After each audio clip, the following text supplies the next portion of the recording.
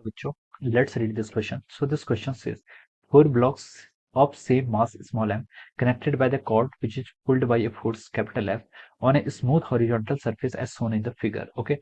Determine the tension T1 T2 T3 in the cords. हमें यहाँ पर टेंशन की वैल्यू फाइंड आउट करनी है। ओके, तो देखिए बच्चों, ये क्वेश्चन में हमें बोला गया smooth horizontal surface. Okay, smooth horizontal surface का मतलब क्या हो गया आपका, यहाँ पर आपका फ्रिक्शन फोर्स को हमें कंसीडर नहीं करना है। ओके, तो इस क्वेश्चन का की कॉन्सेप्ट आपका लिखिए, हमें यहाँ पर टेंशन कैलकुलेट करनी है, but we will calculate the tension using our Newton second law of motion. Newton second law of motion यानी कि हम यहाँ पर आपकी force is equal to mass times acceleration वाली इक्वेशन का यूज करेंगे, एनएलएम का यूज करेंगे। Basically Newton second law of motion क्या कहती है आपकी, फोर्स किसके इक्वल होता है आपका, मास टाइम्स एक्सेलरेशन के इक्वल होता है। ओके, किसी भी सिस्टम पर एक्सटर्नल फोर्स के कारण क्या होता है, एक्सेलरेशन होता है, which is equal to force is equal to mass times acceleration. Okay, अब देखिए बच्चों, यहाँ पर हम इसका एफबीडी चलिए यहाँ पर हम ड्रॉ कर लेते हैं।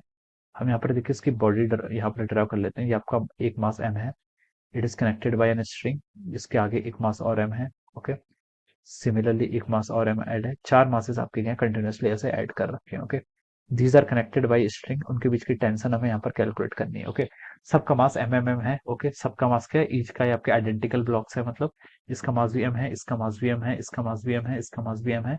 इनके बीच में देखिए T3 फोर्स है, ये इस पर लगा रहा है, तो ये भी इस पर T3 लगा होगा by action action pair. Okay, ये T3 है, तो सॉरी ये T2 है, तो this should be T2 also.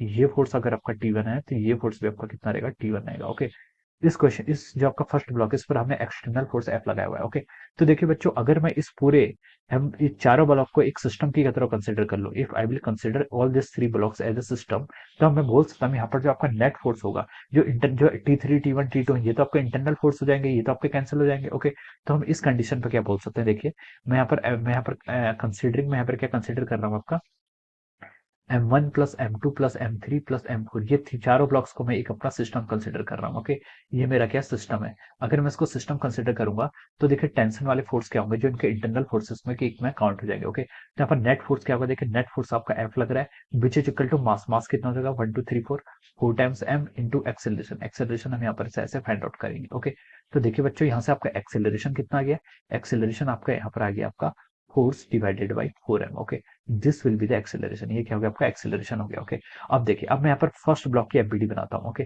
First block की एफबीडी बनाता हूँ, जिससे मुझे T1 की वैल्यू मिलेगी। देखिए, फर्स्ट ब्लॉक में देखिए एफबीडी मैं यहाँ पर बना लेता हूँ, वैसे सारी सारी ब्लॉक्स की एफबीडी बनेगी। ओके, ये देखिए, this is our FBD. Okay, इस पर एक फोर्स आपका इस डायरेक्शन में लग रहा है, यहाँ पर एक टेंशन लग रही है जो इसको क्या कर रही है, T1 के कारण लग रही है, एक इस पर mg फोर्स लगेगा, और एक नॉर्मल भी लगेगा। ओके, बाकी सरफेस स्मूथ है तो फ्रिक्शन नहीं आएगा, और मोशन हम हॉरिजॉन्टल के अलॉन्ग देख रहे हैं, तो एफ और T1 को कंसिडर करेंगे। ओके, वर्टिकल डायरेक्शन पर फोर्स नहीं देख रहे। ओके, तो एक्सेलरेशन देखिए कितना हो जाएगा यहाँ पर इसका, इस ब्लॉक का एक्सेलरेशन मास टाइम्स एक्सेलरेशन किसके इक्वल होगा, एफ माइनस T1 के इक्वल हो जाएगा। ओके, एफ माइनस T1 के इक्वल हम यहाँ से लिख सकते हैं। अब एक्सेलरेशन तो हमें कैलकुलेट कर ले, कितना है आपका, F divided by 4m। Okay, इस इक्वेशन से, make it equation number 1। Okay, तो यहाँ से आपका कितना हो गया, F by 4m is equal to F minus T1। T1 की वैल्यू कैलकुलेट करनी है ना यहाँ से, तो देखिए आपका m से m कैंसिल हो जाएगा, यहाँ से आपका T1 कितना हो जाएगा, T1 को हम लेफ्ट साइड लेके आगे, और एफ बाई 4 को साइड लेके जाएंगे, तो कितना पे आपका 3f/4। ओके, हाँ 3f/4 हो जाएगा। Okay, this will be the value of our tension, ये आपकी टेंशन T1 की वैल्यू आगे। ओके, सिमिलरली T2 की वैल्यू कैलकुलेट करनी है।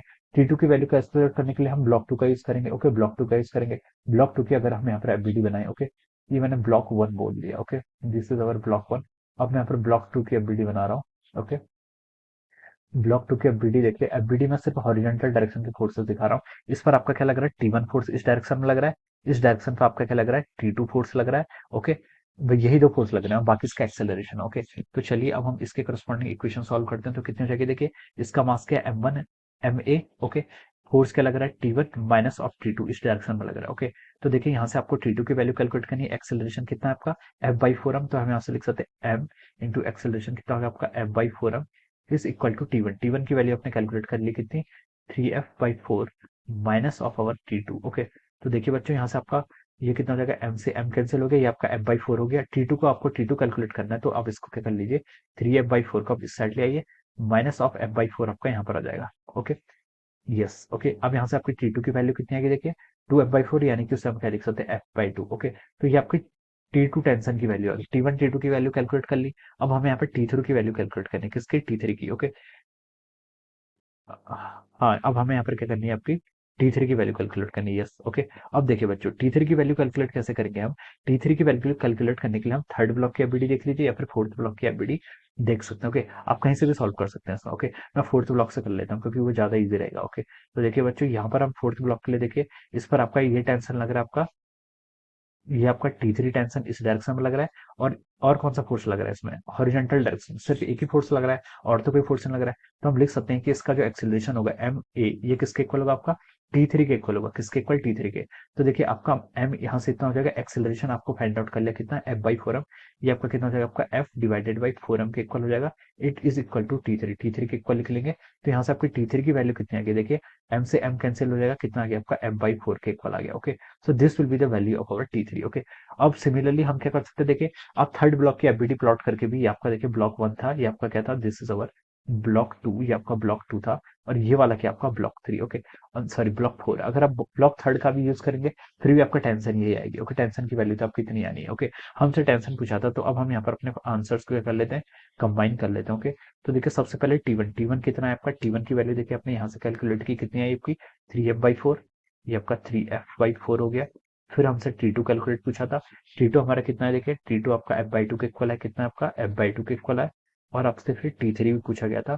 T3 की वैल्यू कितनी आएगी आपकी, एफ बाई फोर, कितनी आई आपकी, एफ बाई फोर के equal. Okay, so this will be the answer. ये आपके T1 T2 T3 की वैल्यू आ गई। This is the answer of this question. Okay, so I hope you all understood this concept. All the best and